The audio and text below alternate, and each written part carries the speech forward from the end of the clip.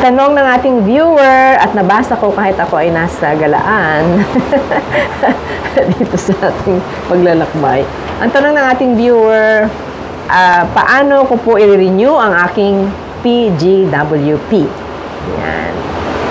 Makakasagot yung ibang mga international students. Nare-renew po ba ang PGWP?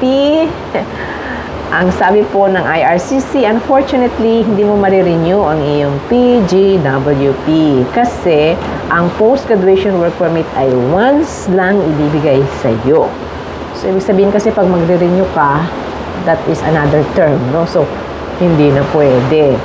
So, maliban na lang guys, pwedeng ipa-extend ang iyong PGWP kung ikaw ay tinulang ng full na time ng PGWP mo kasi nag-expire ka agad ang iyong passport. Yan. So, yun pwede yung i-extend kung nag-expire yung passport mo na hindi mo pa nakukuha yung full PGWP mo. And another thing, kung ikaw ay nag-apply na sa pathway for PR tulad ng CEC, Canadian Experience Class, under Express Entry, in that case, pwede kang kumuha ng Bridging Open Work Permit, no?